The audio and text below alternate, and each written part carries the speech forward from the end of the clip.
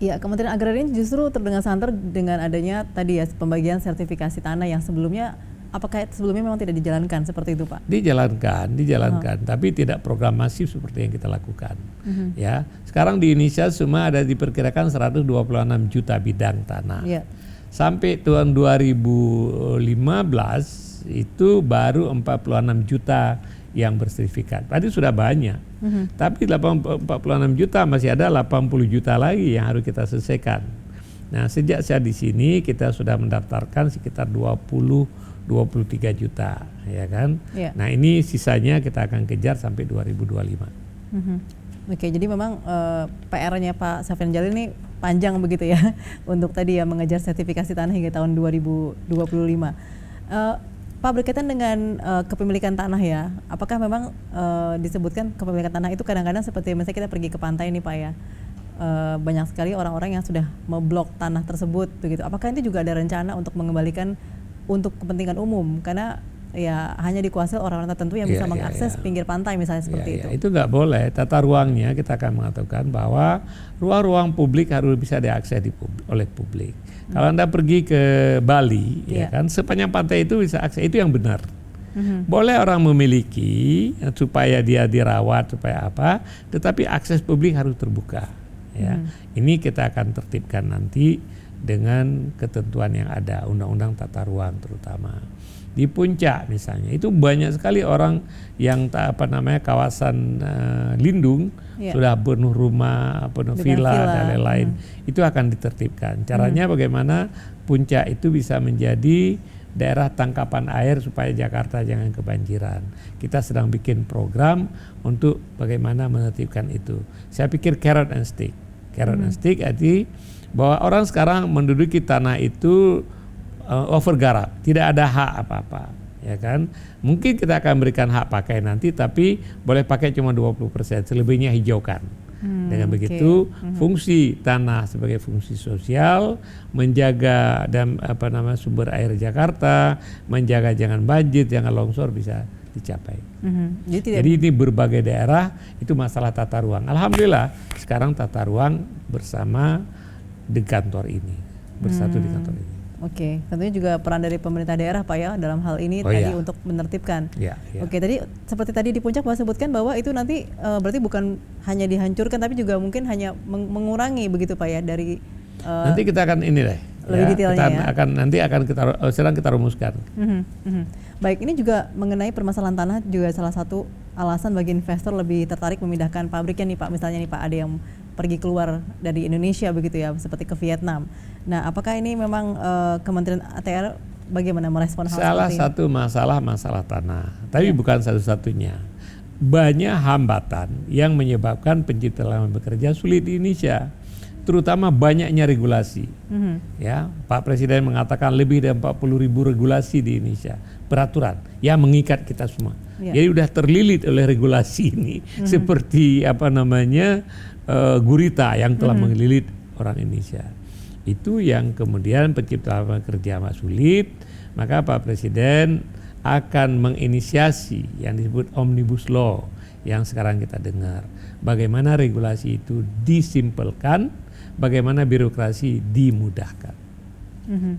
Dalam hari ini Kementerian Agraria sendiri dalam hal tadi ya, pengadaan tanah untuk usaha segala itu memang itu akan di bagian dari paket tersebut. Sehingga nanti yang melilit tadi kita itu kayak benang kusut bisa digunting sehingga tidak kusut lagi. Sehingga investor mau datang, sehingga pencipta lapangan pekerjaan bisa lebih mudah.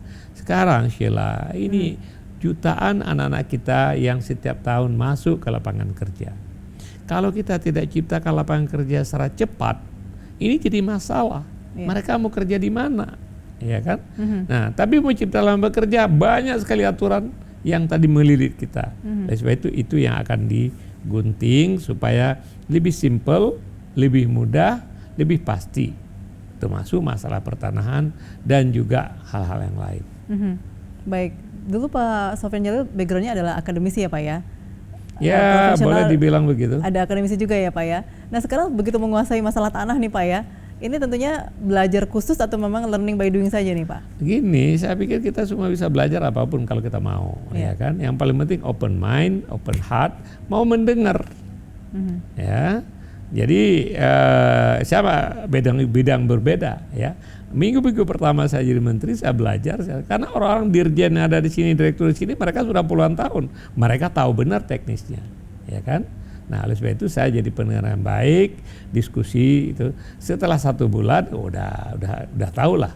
Sekarang udah 3 tahun, saya tahu banyak. Yeah. Kan? Nah, tugas menteri adalah mendorong perbaikan kebijakan. Hal yang teknis nggak perlu kita tahu detail betul, walaupun harus kita pelajari. Karena kalau kita tidak tahu teknis, bisa-bisa kita kena kibul gitu kan. Nah, oleh sebab itu saya pikir kelebihan saya mau mendengar. Saya open mind, siapapun boleh memberikan advice. Kalau advice dan nasihat itu benar, saya ikutin gitu ya. Karena ya ini sifat open heart, open mind. Mau mendengar, tidak tinggi hati tapi rendah hati, itu adalah sumber untuk mendapatkan kebenaran. Yang banyak di antara kita, di masyarakat kita kadang-kadang mau ngomong tidak mau mendengar. Kalau Anda tidak mau mendengar, bagaimana Anda mengetahui hal yang Anda tidak ketahui? Bagaimanapun pinter kita gak mengetahui semuanya. Banyak sekali orang-orang yang pinter yang menguasai masalah teknis. Iya. Menteri gak akan mungkin menguasai semua, ya kan? Nah, tetapi yang paling penting bagaimana mengarahkan kebijakan dalam rangka mencapai tujuan yang besar tadi. Kenapa Pak Sofyan tidak tertarik untuk masuk ke politik Pak? Saya nggak pernah masuk politik. Iya, kenapa tidak tertarik? Oh, nggak tertarik? Iya. Oh. Jadi politik pertama saya ini memang pengecut kali ya. Saya nggak berani maju untuk dipilih, untuk mengkampanyekan diri dipilih. Ya, barangkali itu. Oleh sebab itu ada kawan saya, dia bilang, Sofyan, kamu jadi menteri nggak berkeringat, katanya. Nggak berkeringat. Nah, ada kawan saya untuk jadi menteri harus fight ke DPR dulu, ya kan? Habis uang, habis waktu, kerja 24 jam. Setelah masuk DPR baru dipilih dapat kredensial partai politik. Saya nggak ada kredensial partai politik. Jadi tidak perlu balas budi begitu Pak ya? Hah? Tidak perlu balas budi ya? Iya, balas budi kepada bangsa aja. Iya betul. Ya. Jadi memang jadinya fokus begitu ya. Tapi sudah banyak yang mau meminang Bapak tentunya. Enggak juga. Memang saya menarik sekali sampai orang Pinang. Jadi memang dalam kurun waktu nanti setelahnya di menteri pun tidak tertarik nanti ya untuk terjun ke politik. Walaupun sudah tahu. Karena saya mengatakan bahwa mungkin bagi tugas ya, kita memerlukan orang-orang profesional dan ini anak muda. Kita mengharapkan anak muda itu jangan baru mau masuk politik. Jadi pengusaha misalnya jangan baru punya uang sedikit masuk ke politik. Ya kan? Menurut saya politik adalah karir yang kesekian. Jadilah profesional. Anda bisa menciptakan nilai tambah dimanapun. Dan sekarang sangat sedikit orang profesional. Di semua bidang kita memerlukan orang profesional. Apa maksud orang profesional?